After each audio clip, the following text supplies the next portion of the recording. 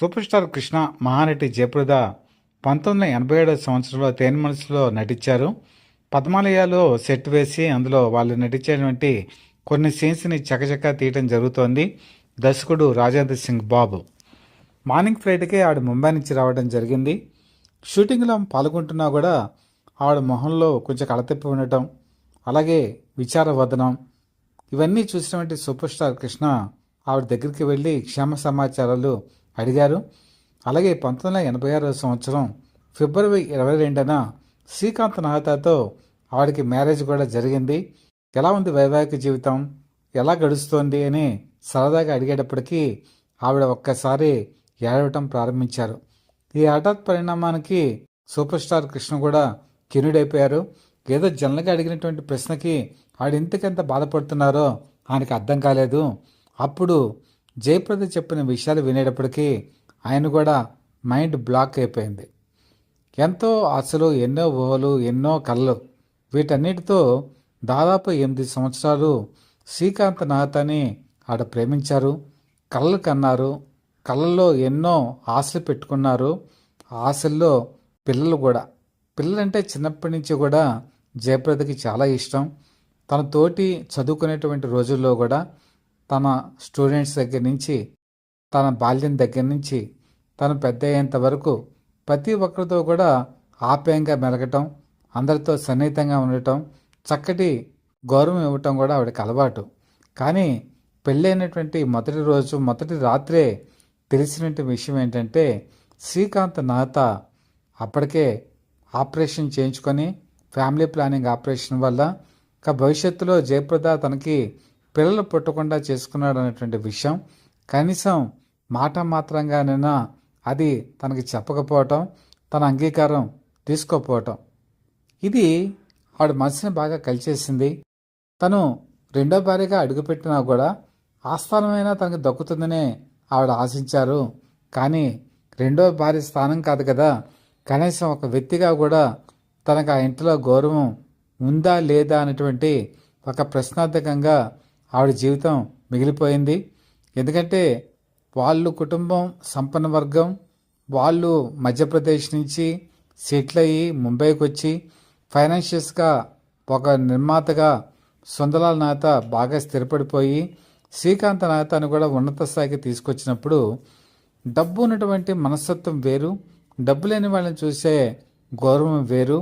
ఓ విధంగా జయప్రద కష్టపడి పైకొచ్చి ఒక మహానటిగా ఎదిగి ఎంతో కీర్తి ప్రతిష్టలు గడిచినా కూడా ఆవిడని కూడా తక్కువ చేసి చూడటం, ఓ విధంగా చెప్పాలంటే ఏమాత్రం వ్యక్తిగా ఆవిడ అభిరుచులకి విలువ ఇవ్వకపోవటం ఆ ఇంట్లో జరిగేది.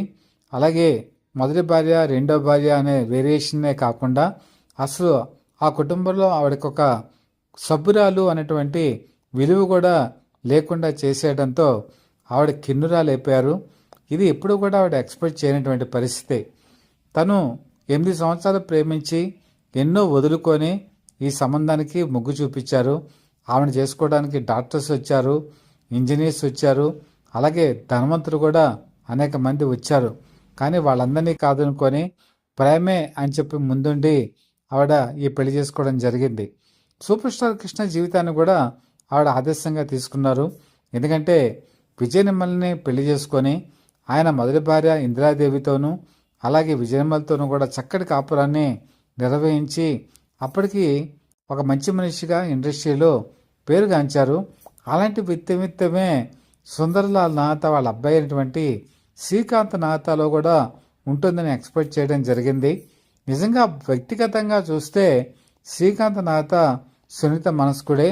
కానీ భార్య, అలాగే తన తండ్రి, అలాగే తన కుటుంబ సభ్యులు ఒత్తిడికి అతను పూర్తిగా లొంగిపోయి పెళ్ళయ్యేంత వరకు ఒక రకం, పెళ్ళైన తర్వాత జయప్రదని పూర్తిగా నెగ్లెక్ట్ చేయటం, ఇవన్నీ జరగటంతో ఇది ఆవిడ మీద మానసికంగా చాలా ప్రభావం చూపించింది. ఇంకో నటీమణి అయి ఉంటే ఆవిడ విడాకులు తీసుకొని వేరే పెళ్లి చేసుకొని చక్కటి జీవితాన్ని గడిపేది. కానీ ఆవిడ ఒక్కసారి మనసు ఇచ్చిన తర్వాత తన మాటకి కట్టుబడి ఉంది. ఒక విధంగా చాలామంది ఆ రోజు ఇండస్ట్రీలో ఈ సలహానే ఇచ్చారు. అలా కాదనుకున్న వ్యక్తిని ఎందుకని పట్టుకొని ఉండటం, బయటికి వచ్చేసి మంచి సంబంధం చూసి పెళ్లి చేసుకోమని సలహా ఇచ్చిన వాళ్ళు ఉన్నారు. అందులో సూపర్ స్టార్ కృష్ణ ఉన్నారు, విజయనిమ్మలు ఉన్నారు, ఇంకా అతిరథ మహారథులు చాలామంది ఉన్నారు. కానీ తను ఏదైతే ప్రేమించిందో ఆ ప్రేమకి ఆవిడ కట్టుబడి ఉంది. ఆ ప్రేమ తను ఎప్పటికైనా సరే ఒక విజేతగా నిలబడుతుందని నాకు ఆశతో ఆవిడ చాలా సంవత్సరాలు వేచి చూసింది. కానీ ఎన్ని సంవత్సరాలు వేచి చూసినా కూడా శ్రీకాంత్ నాతాలో మార్పు రాలేదు. కొన్ని సంవత్సరాలు గడిచినా కూడా ఆ కుటుంబంలో మార్పు రాలేదు. ముఖ్యంగా శ్రీకాంత్ నాతాలో కూడా మార్పు రాలేదు. చివరికి అతను చూసేటువంటి చూపులో ప్రేమ లేదు, అభిమానం లేదు, అలాగే అంతకుముందు ఉన్నటువంటి ఆకర్షణ కూడా లేదు. దాంతో వాళ్ళిద్దరూ చట్టబద్ధంగా ఇంకా విడాకులు తీసుకోకుండానే విడిపోవడం జరిగింది. ఎప్పటికీ కూడా వాళ్ళు విడాకులు తీసుకోలేదు. ఎందుకంటే ఆ రోజు జరిగిన పెళ్ళి రహస్యంగా జరిగిన పెళ్ళి, అది చట్టబద్ధం కాదు. అలాంటప్పుడు విడాకులు కూడా ఇంకా చట్టబద్ధం ఏంటి అన్న భావనే ఈ విడిపోవటానికి ప్రధానమైనటువంటి కారణంగా మనం చెప్పుకోవచ్చు. మీరు కనుక ఈ మానసిక ఒత్తిడి ఒక్కసారి కనుక అబ్జర్వ్ చేస్తే 1987లో తేనె మనసుల్లో మనం జయప్రదని చూసినప్పుడు ఆవిడ ఫేషియల్లో కనపడేటువంటి కళ, గ్లో, కాంతి 86లో సింహాసనం సినిమాలో ఆవిడ మహారాణిగా చేసినటువంటి ఆ పాత్ర చూస్తే అందులో ఉండేటువంటి అందం, అలాగే ఆ గ్లో అన్నీ కూడా చాలా డిఫరెంట్గా ఉంటాయి. మీకు 87 తేనె మనసులో అప్పటికి కొంత తగ్గుతుంది. తర్వాత 88లో జనవరి 14th కలియుగ కన్నుడి సినిమా రిలీజ్ అయినప్పుడు ఆ గ్లో ఇంకా తగ్గింది. చాలామంది అభిమానులు అనుకున్నారు, జయప్రద ఏంటి అందవింట్లా తగ్గిపోతోంది, ఎందుకని ఆవిడ అలా తీవ్రమైన ఒత్తిడికి లోనవుతున్నారన్న భావన ఆ రోజు అభిమానుల్లో కలిగింది. అలాగే 1989వ సంవత్సరంలో అత్తమెచ్చిన అల్లుడు ఈ సినిమాలో కూడా సూపర్ స్టార్ కృష్ణ పక్కన ఆవిడ నటించారు. అందులో చూస్తే అసలు జయప్రదేనా ఆవిడ ఎందుకంత ఒక ఓల్డ్ లుక్ వస్తుంది అని బాధపడినటువంటి వాళ్ళు కూడా ఉన్నారు. ఆ తర్వాత కాలంలో చూస్తే అది మరింత ఇబ్బంది పెట్టినటువంటి అంశం. ఆవిడ ఆ మానసికమైన బాధ ఆ కళలో రిఫ్లెక్ట్ అయ్యేది, అలాగే ఫేస్లో కూడా రిఫ్లెక్ట్ అయ్యేది. 1994 సంవత్సరంలో ఆవిడ హైదరాబాద్కు వచ్చి పద్మలయ స్టూడియోస్కి సూపర్ స్టార్ కృష్ణ ఆశీర్వాదం గురించి వెళ్ళటం జరిగింది. ఎందుకంటే ఆ రోజు రాజకీయాల్లోకి అడుగు పెడుతున్నటువంటి తరుణం. రాజకీయాల్లోకి వెళ్తే సంతోషమే, నేను కూడా రాజకీయాల్లోకి వెళ్ళాను.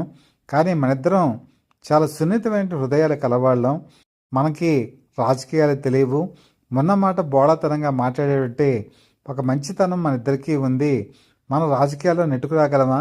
నాకైతే రాజకీయాలు అచ్చి రాలేదు, ఉన్న డబ్బునే చాలా వరకు ఖర్చు పెట్టుకున్నాను తప్ప పోగొట్టుకున్నది ఎక్కువ, కాలాన్ని పోగొట్టుకున్నాను. అలాగే సినిమాల్లో ఇంకా మంచి సినిమాలు హిట్లు ఇవ్వాల్సింది, అది కూడా రాజకీయాల వల్ల కొంత దెబ్బతింటం జరిగింది. నీ విషయంలో అలా కాకుండా చూసుకో అని చెప్పి హితవు పలికారు.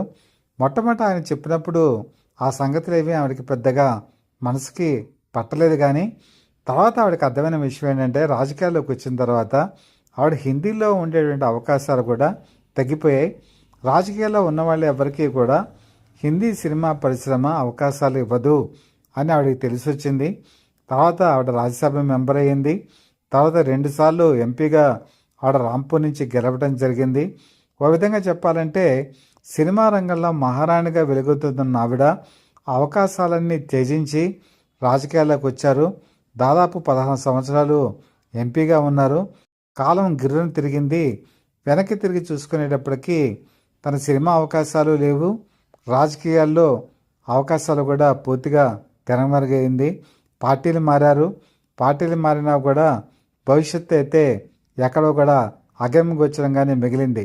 అప్పుడు సూపర్ స్టార్ కృష్ణ చెప్పిన మాటలు ఆవిడకి కళ్ళ ముందు కదిలాడాయి.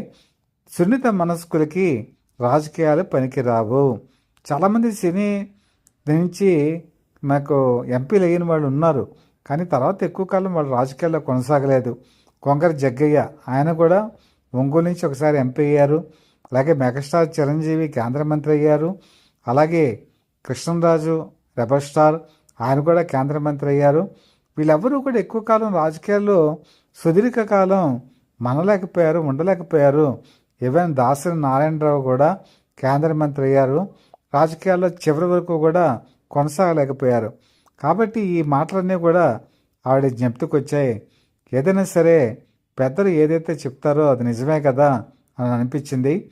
జీవితం ఒక శిల్పం, దాన్ని మలుచుకోవటం అనేది మన చేతుల్లో ఉంటుంది.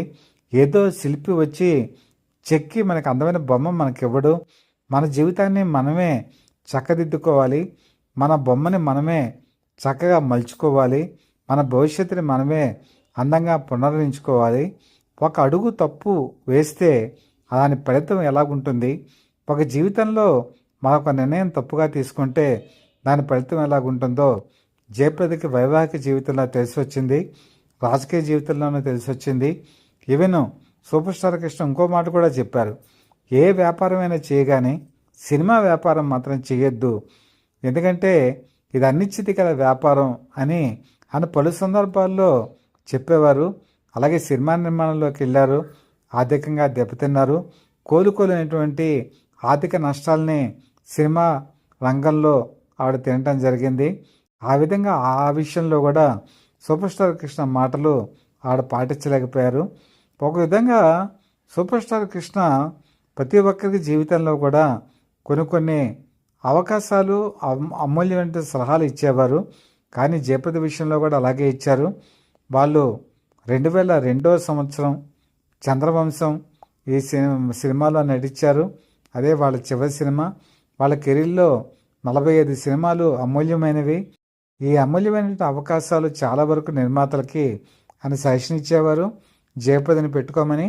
అలాగే పద్మాలయ తీసిన హిందీ సినిమాల్లో కూడా ఆవిడకి అవకాశం ఇచ్చి హిందీలో ఆవిడ జయకేతనం ఎగరేయటానికి ఆయన కారణమయ్యారు. మరొక ముఖ్యమైన విషయం ఏంటంటే సెంటిమెంట్.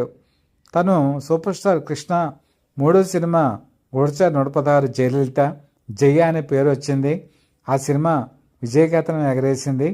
తర్వాత కాలంలో నిలువు దోపిడి, జయలలిత, అలాగే జయచిత్రతో మరి అన్నదమ్ముల సవాల్ లాంటి సినిమా చేశారు, అది సూపర్ డూపర్ హిట్ అయింది. ముత్తైదువ సెంటిమెంట్ సినిమా బాగా ఉంది. మరి జయప్రదతో 45 సినిమాలు ఆణిముత్యాలే. అలాగే జయ అనేటువంటి పేరు ఆయనకి బాగా కలిసి వచ్చింది, ఎందుకంటే జయసుతో కూడా ఆయన సినిమాలు చేశారు. దాదాపు 25 సినిమాలు జయసుతో కలిసి నటించడం అనేవి కూడా బ్రహ్మాండంగా ఆడాయి. అలాగే ఆవిడతో కలిసిన కాంబినేషన్లో ఉన్న సినిమాలు కూడా ప్రేక్షకుల్ని బాగా అమితంగా ఆకట్టుకున్నాయి. జయ అనేటువంటి పేరు ఓ విధంగా ఆయన కెరీర్కి ప్లస్ పాయింట్ అయింది. కాబట్టి సూపర్ స్టార్కి జయప్రదం, ఈ జయ అనేటువంటి పేరు కూడా ఒక అచ్చుచ్చిందేమని మనం అనుకోవాలి. ఏదేమైనా జయప్రద జీవితంలో సూపర్ స్టార్ కృష్ణ ఒక అధ్యాయం, ఆయన ఇచ్చిన సలహాలు ఒక నూతన శకం.